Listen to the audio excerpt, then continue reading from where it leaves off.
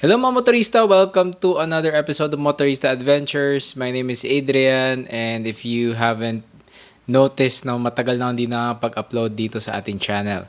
But now, since nakita ko lumabas yung ating 2026 heavy facelifted Toyota Hilux. Yes, it is not all new. So yung body niya is same as previous model na Hilux. So tignan natin today kung ano yung mga changes, and looking at the photos of the Toyota Hilux, no, as you can see, I think Toyota did a good job revising the front end. It has a more sharp looking face, a more rugged look to it. So the headlights are smaller than before. Aggressive siya. I think it has a better approach and departure angle.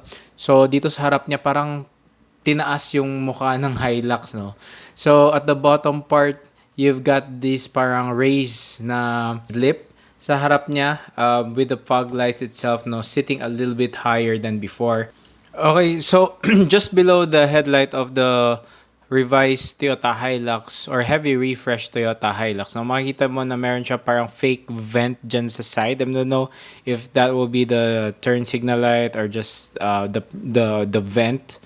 But again, the front end looks good. I think it looks quite nice for the redesign. Although, if you look at the middle, definitely they didn't change anything in the chassis as well as the current shape of the cab. But I do like this new styling and where Toyota's going with the Toyota Hilux with this newer generation model. And at the back of the Toyota Hilux, again, mas less yung mga sayad, no, if you're going to do off-roading with the Hilux. And as well as the taillights, no, they have this new LED taillights. I think it's a wraparound style headlights, which is quite nice and usong-uso ngayon, especially in 2025. It looks very, very modern na. Parang may pagka-D-Max yung taillights pala niya, mga motorista, looking at it in this video right here. And yeah, they made sure na they get some of the things, no, na meron sa Ranger. Like for example, meron siyang side step at the back. So yung Ranger kasi meron yun for the, I think for the wad track models, no. So again, since this is first launch in Australia, again, they made sure na it will be competitive in terms of design. So kung titignan mo yung rear bumper ng Hilux nila doon, rugged na rugged siya.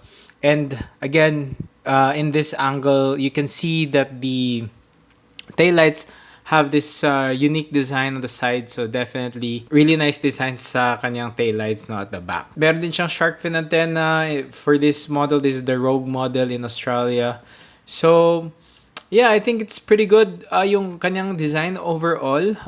Not the all new Toyota Hilux that we were expecting, but we all knew that coming to this video na with the news, no, of the Toyota Hilux na hindi talaga siya an all new model. It's quite a heavy refresh. But what is exciting is the interior, guys. Napakaganda ng interior ng bagong Hilux, no. Definitely the current generation that we have, sobrang luma na nun. And this one, this is like Toyota Prado. In terms of the interior design, looks very modern. It has this parang, I think this is a 10-inch display on the front, on the center infotainment screen. And meron din siyang, again, I think this is also a 10-inch sa kanyang driver instrument cluster. So, again, mas ano siya, no? It kinda is futuristic looking yung kanyang dashboard. It has sharp angles in the front. And lots of controls with regards to your off-road setup. Parang Toyota Prado Land Cruiser style na pati yung steering wheel, guys, binago na nila, which is quite nice, no? Definitely a welcome change from the previous Hilux, no? So, again, it's not just like heavy revised interior. This is an all-new interior for the Hilux. And it looks like it has some aftermarket speakers or JBL speakers on the sides. Most probably, in terms of technology, a step up from the old one. Okay, for the transmission, I'm not sure if they still retained the 6-speed automatic transmission. These are just early videos that I've seen online, but it looks like it has terrain response system. Meron siyang drive mode selector, rear diff lock, hill descent control, auto start stop. And I'm not sure if they will bring the hybrid version of the Hilux, which is sa previous model meron siya, but it wasn't really did not debut dito sa Pilipinas. But yeah, I think the front end of the Hilux is a welcome change. The interior is also a welcome change. What I'm hoping is yung kanyang ride quality will be a lot better, competitive with the other with the Ford Ranger, which is quite nice riding for a pickup truck.